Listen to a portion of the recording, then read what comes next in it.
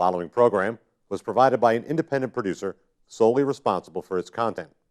The opinions expressed do not necessarily represent the views of this station, its staff, board of directors, or underwriters.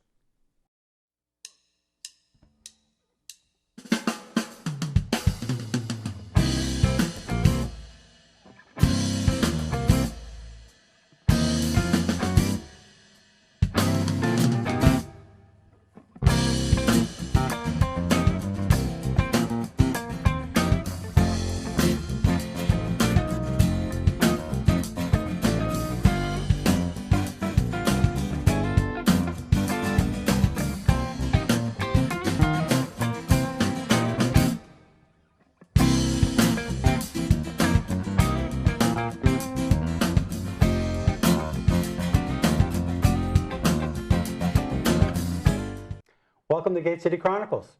I'm Kevin Avard, your host, and today I have this great honor to be introducing you to a legend in television here in New Hampshire, Cathy Burnham. Thank Welcome you. to the show. A legend. You've been talking to my mother again, Kevin. No. Yeah, no. She's welcome to come on the show, though. But welcome to Gate City Chronicles. Thank you. Thank you very much. You've been a celebrity on TV, and I do say that in reality. You've been on TV for a while, and you've been involved with Access, local Access TV, and a number of things. And it's kind of like, well, wow, I made the big time. I got Cathy Burnham on my show. Yay! Well, I thank you for feeling that way. Yeah. I think I've been very blessed. Yeah. Now you've had a career with Channel 9. Yes, I did. And how did that all start out? I was hosting a telethon actually for Easter Seals, and new management was at Channel 9 and said, "Hey, who's she? How come she's not working here?" Really? And they had Tom Bonner, who at the time was the programming director, track me down, and when they looked at my resume, they understood why I wasn't there. That wasn't my background. But you enjoyed it. It was natural. I did. Yeah. I did. I was doing a lot of acting. Marketing is my background. I'm a communications person, and it seemed like, okay, another adventure. It was just a new avenue, but very much in the same thing. It's still public and dealing with the public, so it made they sense hired for you? me. Yes. And then you became the entertainment. I became Cathy Burnham. Cathy Burnham. Yes. No, I know, it's funny. People say that now, they'll go, "Didn't you used to be Cathy Burnham?" I am. I go, "Yes." I still am. Or I say, "No, but I've heard of her." Yeah, that's funny. So Yeah, do you get the head checks when you're going into stores and stuff like that? It surprises me. I think it's one of the things that makes me say people have very kind memories. Yeah. That it's been 20 years since I left Channel 9, and to still have people recognize and remember and go, "Oh, we miss you so much." Yeah. I just think that's very kind. It was a very friendly face, and it was always a pleasure, obviously. But I enjoyed the work. You had many hats there.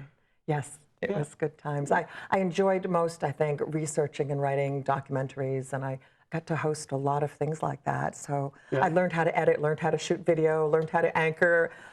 I wanted to know how to do it all, which really helped a lot when we were trying to start new shows, break in new time slots. So, and then a little fast forward, then you got involved with Access in Bedford? I did. I went back into marketing, and they were having some challenges. The volunteer base had started to slip dramatically, and they just needed something to kind of put a little life back in. And because a couple of the town fathers knew me, they tracked me down and said, "Would you take this on?"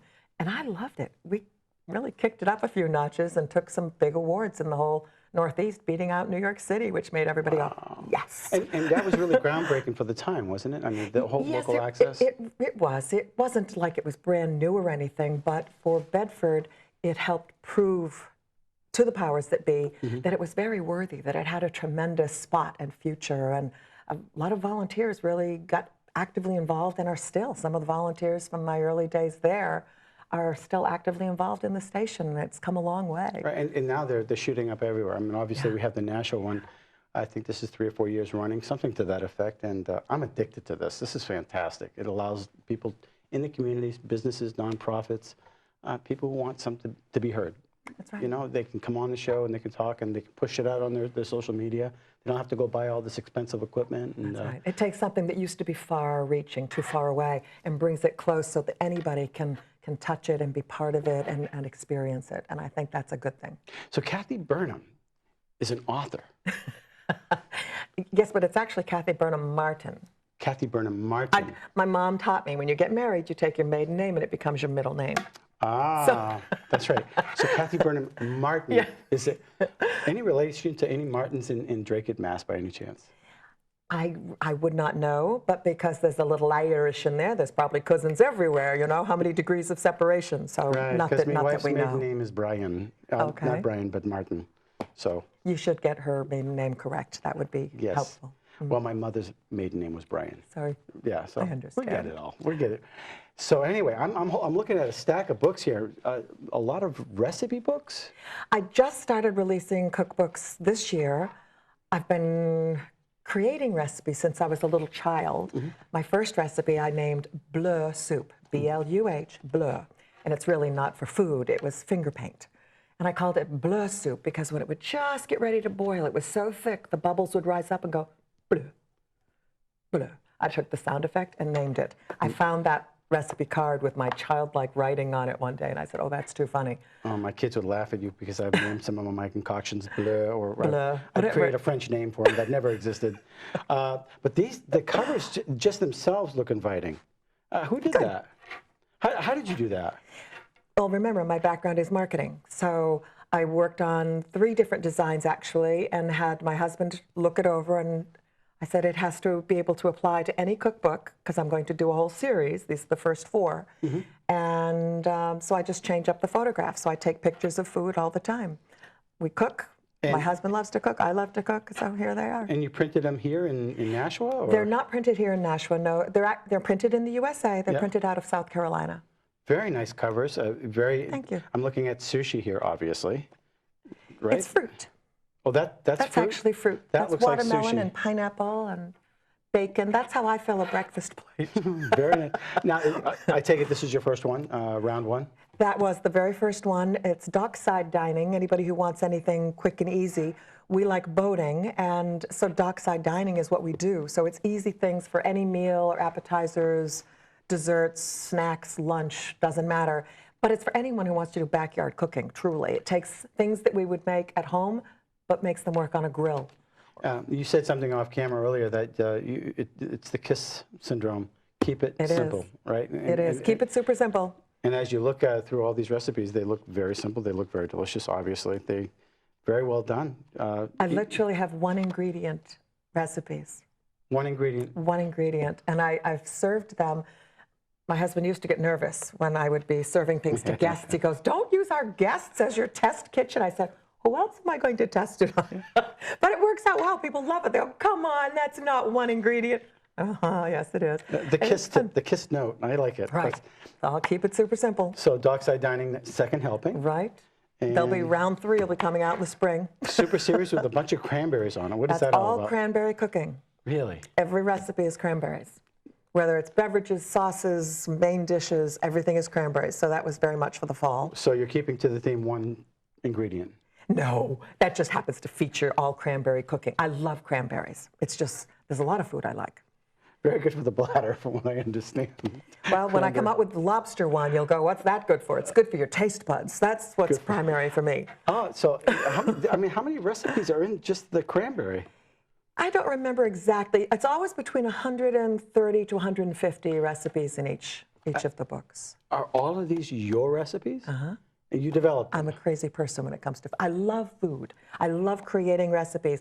As a child, when my parents were teaching me to cook, I didn't want to make it just the way it was written. I started saying, well, if it's good that way, what if we added? So I started doing my own concoctions as a child. In 6th grade, I was making family meals, putting together our lunch bags to take in the morning, but dinners. So they were teaching me how to buy the food, how to portion things out. Right. My dad had studied to be a chef at one point when he first got out of high school. Okay. Different than the way people study for that now. He was able to work at the Parker House in Boston and became a tremendous cook and baker.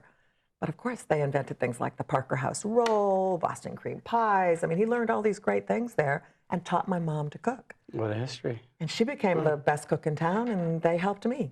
So it was fun. So where do you find time to make 100 different recipes, though? What do you do? Many of these recipes are from years back, because I've been doing this since I was in junior high school. You but know, I just never get in the published zone them. and say, okay, doing a Forrest Gump thing, you know, just 100 Oh, yeah, recipes. right, no. No, but when I first got my initial computer, I had to go through notebooks of handwritten recipes. And I started entering them, and this is back in the old DOS-based, and then I got it to Word Perfect and all these things that we don't use anymore. Right. But for me, it was just a place to store them. And now, of course, that's all gone, and I start storing them by type of recipe or type of food or where you might serve it. And I realized there's so many. The first cookbook I did was actually hardcover, and it was just family. And people were so excited, and I got 2 huge volumes out of it. And I thought, this shouldn't just be held just for our family. I was capturing it, sending it off to all our relatives, so everybody had a copy of family recipes. Did you publish it? It will be coming out this spring, actually. Interesting. So I had done it just as a limited edition hardcover for family, but it'll go public next year. And you get the champagne here. Champagne. Champagne. Yes, all bubbles are important. All bubbles, and this is about facts, fizz, food, and fun. Right. The facts give you things like how to set up a champagne bar, how to open champagne, how to store it, that sort of thing. The fizz, of course, are bubbly drinks. Whether it's Prosecco or other bubbly white wine, it doesn't have to be champagne. So it's all bubbly drinks. And then, of course, food, things to serve with champagne. So it's all types of parties. There's party ideas in there to make all kinds of theme parties for all year round. So if you want to impress your friends and make it look like you know what you're doing. And you can make it really easy. Right. And then the fun part are silly quotes that are all about champagne. So it's very interesting. It's a little different. Now, being in your background, I mean, you were able to travel the state, do some stories and stuff. Like you probably visited all kinds of vineyards and different type of restaurants around the state, I would imagine. I loved covering culture, life. And in fact, initially when I was reporting, they called me a lifestyles reporter because I was doing health, food, festivals, theater, music, whatever was going on. That's really the way we live. And I loved that when I got to bring in food coverage. They're going, why do you want to cover a food festival? I said, really? Yeah, food. It's kind of a common denominator, something we all like, Right. food. And that was fun. If I go to the opera, that's a narrow audience. If I go to a rock concert, that's another narrow audience. You go to a food festival, Everybody eats it. everybody, Yeah. right. And it was very, very popular. So I started doing that much more regularly. And it was fun. So you veer from the cooking, the entertainment and stuff. And you mentioned also that you're a writer and you don't necessarily write fiction, you write nonfiction. I write nonfiction. I'm a nonfiction reader. I like to read Things that are useful. books you can highlight, Right. and I like textbooks. Yeah. I went back to school and did a master's degree, graduated Northeastern in 2009, and I realized I love nonfiction. You had to read so many books. There was so much research. I'm highlighting, and I love it. It's an It feeds adventure. me. I enjoy it a lot. It's an adventure. It's useful. It's stuff that you can use. I don't tend to read books that get turned into miniseries or movies and things. I like nonfiction, Right. so it's kind of fun. So, Of the Same Blood, what is that all about? Of the Same Blood is a title that I took out of a journal my grandmother had written in 1980, so that her grandchildren and great-grandchildren would get an idea of the life that she had lived and some times she'd been through that she thought they might forget, not understand their relevance in history. And it was a lovely little typed bunch of pages that my mom typed for her. She stuck some photographs all through it. And I thought, well, I should digitize this so that future generations have it, because there were really just 4 grandchildren who had copies. So I started just typing it into a computer. Then it became, great-grandchildren won't know what some of the things are she's talking about. What's a sad iron? Or her talking about her mom selling blueberries, picking and selling blueberries and earning her entire trousseau that way. Kids today would go, what's a trousseau? All those things. So all her various tales. What is a trousseau? Help me out here. Oh, a trousseau is something that a young lady would gather together in preparation for her wedding. You heard of a hope chest? Right. And that's where she would collect these things. So whether she was crocheting, making tablecloths, making wardrobe pieces, making doilies to go on tables, all the things she was preparing for her future household when she became a bride, all got made and went into a hope chest. And her wardrobe pieces were more the trousseau, the clothing she would wear following the wedding. What an invention that would be, if you think about that. You look at today's generation, first of all, we're all walking around like this. We're driving around doing this. Yes. We got our homework. We've got our lacrosse, we have this, we got that, we got this, we got that. Right. This seems so much simpler, and you're looking forward to an event. And you're planning for an event, and all along that event, you're adding to it. And every part of that event, you just keep putting in. What an amazing thing to think about. I loved it when I sat down and read her journal again. So it was years later. My grandmother has passed on. And I thought, this needs something more so that the next generations will have some background on her stories and some of the historic adventures, whether it was flood or what happened when the country goes to war, what happens. She got disowned by her family because she married a foreigner. Really? Oh, yes. Wow. So it gets pretty spicy. And she bounced back. It made her very, very strong. And it was such a loving family to grow up in. But learning a lot from her and her stories helped me understand her much more. What a challenge to say, no, I'm going against the family. And went off and had nothing except a third-floor walk-up flat without running water. What a Raising legacy. 3 little babies. She had twins, and in less than a year later, another baby. So the 3 girls got raised like triplets in a no running water, third-floor flat. I'm like, what? Interesting things, and you would have never known to know her. She was strong and loving and fun, and so was my grandpa. So I took her journal, broke it into chapters based on the different themes as she went along in her story, and then wrote a supplement researching all the things she talked about in each chapter. So when she talks about people, I researched and found what ship did they come over here on? What process did they have to go through when they got here? And it was fascinating. I have a relative who made the suits for Old Man Kennedy and his bootleg liquor money. JFK's dad? Papa, and Grandpapa was the personal tailor for them, made suits. I go, that's the money from those various taverns in East Boston that brought more of my relatives here from Armenia. So there's a section also on the whole Armenian conflict and what my grandfather went through to get over here. I was part of a band, and the drummer was an Armenian, or of descent. And what a history with that. Yes. A forgotten history, Right. if you will. And I believe the Armenians and Turks, there was a conflict there, correct? Very much so. And it was a genocide. Very much so. And to this day, there was a denial of that genocide. More forward-thinking Turks do acknowledge this, and it's just one of their pieces of history. We've done horrible things to people throughout mankind. Man's inhumanity to man is not news. But it is news when you've had family go through it. It's like folks who were survivors of the Nazi Holocaust, and you go, what? There are people, I've known people who've looked me in the face and said, oh, that never happened. And you What go, a disgrace, right. Of course it happened, and you have to deal with it. It's just like our country saying, oh, some people want to say, well, slavery wasn't a problem here. It's like, oh, really? We're still dealing with these things. It takes generations. Oh, we slaughtered the American Indians. I got a little of that in me. Absolutely. We absolutely did. Irish need not apply. I mean, everybody, everywhere. There's just, we got some rough edges as a race. We're bad. Humans are bad to each other. Yeah. So of the same blood, what a... Oh. It was one of the first lines in her journal. You and I are of the same blood.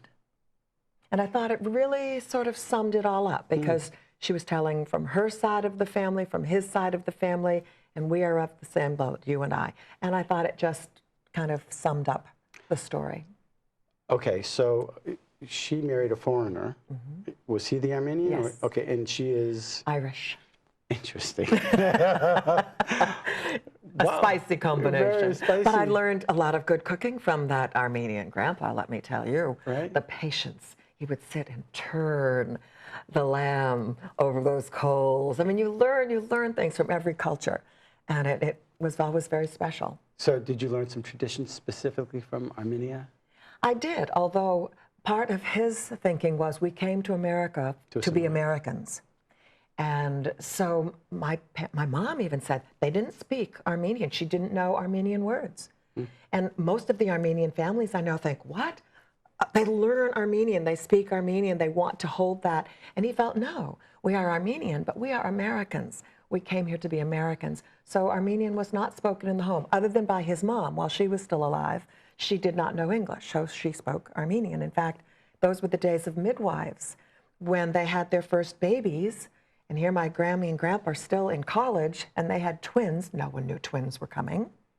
And the Armenian mom is the one helping as the midwife with another Armenian friend of hers. My poor grandmother is going, I don't know what's being said in the room. All this talking is going on, and they're running back and forth. But I'm sure it's good. Well, the girls were born very prematurely, and they were malformed, and the ladies are rushing them back from the icebox to the oven. There's no incubator, but they were shocking their system, warming it, cooling it. And it not only kept them alive, when doctors said they'll never walk, that grandmother was saying horse feathers, however you say that in Armenian, and worked their legs every single day. And they not only walked, they were star basketball players and cheerleaders, and were What fine. a history. And interesting. You've got to get the book. There's a lot of stories that are fun, and the research made it more meaningful. What surprised me is when that book started, I've never promoted it, but when it started to sell, it was selling in Great Britain and Europe, and I'm going, why? But they're Googling words and finding it, and that's fine. So it's interesting. And It's all these interesting. can be found on Amazon, correct? Oh, yes, they're online, or you can go to my site. I have a blog site. I write the Good Living 123 blog, and that also, you can get all the books right through the blog directly, too. I thought I was saving the best for last, but that sounds very, very interesting. Because there's a picture of a puppy dog on here. He's quite a puppy dog. And it's a Newfie. It is a Newfie. He's a rescued Newfie, so he has some other things in there, but he's very much a Newfie, and he's partial to Newfies. We have a It's fun. Newfie in the neighborhood. They call him Bear, and he looks like a little bear. Yes. Or big bear, I don't know. It's a huge dog. They're large. My husband loves to tell one story about Miles because we had to teach him. We got him when he was already a couple of years old. We had to teach him, here's your parameters. You have to stay in the yard. So there's a stone wall in front, and he was taught yard meant you don't go beyond this. Well, one morning I'm upstairs, I look out, and there he is trotting down the road, big as life. Open the window, Miles, yard. He looks at me, doesn't move. I say it again, Miles, yard. He turns his back to me and goes straight into the woods across the street. Ah! I run down to the kitchen Don't tell to me have it was my a bear. husband go the way he can, because that always makes the dog run. And there was the dog laying on the floor. Yes, I was scolding a bear. So it is what happens. Well, lady, yeah. Or we'd go walking down the dock where the boat was, and everybody would just scatter when Miles, it looks like a bear coming. He's a gentle giant. A Newfie is a gentle animal, unless he thinks somebody is threatening you, Yeah. and then forget about it. Yeah, they're family dog. All Right, 100%. But yeah, the title is Miles Mannered Yeah, Man. Dog Days in the Life of the Miles Mannered Man. Okay, so And this he's isn't funny. a dog where we're going to be crying at the end. No, Right. you're going to laugh all through this one. Everybody that's read it, that talks to me about it, they have dogs, they love dogs. They see their own dog in this dog. Miles really wrote this book. I Okay. merely held the pen This because is a dogs don't documentary. have thumbs. It's a true story, Right. every word of it. Did your husband help you write this as well? No, Miles Just Miles, wrote it. Just right? Miles. Just Miles, okay. Just Miles. Dog Days in the Life of Miles. So Miles is... He's a forever dog. He's captured in these pages, so that means he gets to live forever. So he likes to go out on the boat, obviously. Miles goes anywhere Miles wants to go. That's a huge bone. Yes, it is. That's like a horse's leg or something. And you have to know, he's looking at a picture here, so they don't understand this Right. picture. It is like a brontosaurus bone that's very long. Well, his best friend is this other little dog we now have that is a Maltipoo. And it's 7 pounds of fun, fur, and fury, a tiny little dog, which is silly. It's like the size of Miles' head. Miles would watch the little pup take that brontosaurus bone and pull it away from him as much as he could. And just look at him like, wow, feisty little guy. And then Miles would lean over and pick up the little bone this large, which belonged to the Maltipoo, and go, okay.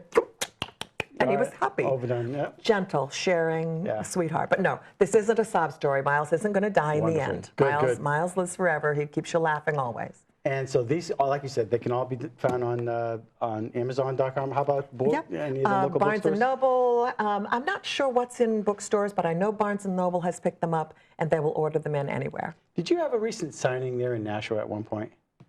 No. Okay. You want to set one up for me? I'll come to a book signing. No. No, I haven't done that. I just find it's easier for people typically to get them right online. But if they go into a Barnes & Noble, they've got them online. That means they'll get them into any of their stores. They now are carrying all of them, so I was very honored to have them pick that up, so that was nice. What's next? Well, I have several more cookbooks that are coming, so that little series will continue. And I'm also now working on the research portion for my father's side of the family. Nice. Because they all like going, hey, we have a neat history too. And so I'm finding all kinds of spicy things that have gone on there. And so there's some great stories to be told. But I think it's the American story. Those networks on Family Tree? I've used Ancestry, okay. but I've also used other more traditional sources out of Washington and whatnot. You can find an awful lot of information. Right. It's I've tried to use the fascinating. Ancestry, and I just because my mother's side is such a mystery to me. You know, it's Ellis Island also is a good source. Really? You can get into the Ellis Island site and become a member, and they let you research a lot of things. So Interesting. anybody that came through Ellis Island, that's a neat place to go. Of the Same Blood sounds really good. I thought it wouldn't be interesting to people because it's really just a personal journal from my grandmother, but it's fascinating how people enjoy that because it is very family and people relate to it, even if their stories are obviously different, but it's very relatable. I bet you there's some life lessons in there. Many. Right. Many. She taught you how to love and survive and always felt there was just too much hate in the world. Right. And she had started out that way, realizing when she was in college there was too much hate in her own family. And it took a long time to bring people back together, but she did it. Somebody's got to be salt. That's right. And somebody's got to be pepper. And pepper. There you go. And that's why we have cookbooks on top of the regular books, too. And dog stories. And dog stories. And dog stories. Well, thank you very much for coming on the show. Thank you, Kevin, I'm very for honored. having me. And there is a website. Obviously, we must be showing it at this point. I don't know, but yes, www.goodliving123, because we make everything easy. Facebook page, by any chance? I am out on Facebook, but I don't really do the books through Facebook. I just do them through the blog. All right. I'm honored. Thank you. So am I. Thanks, Kevin. All right. Well, I hope you enjoyed today's show, and check out some of the books. I think you're going to really enjoy some of these. So until next week, thanks for watching Gate City Chronicles.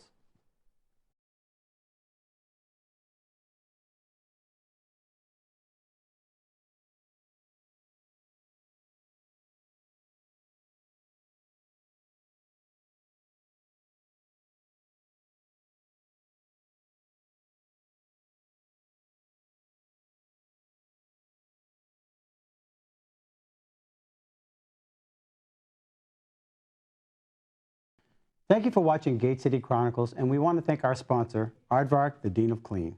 You can reach them at 603-521-7657. If you need your carpets cleaned, call Aardvarks.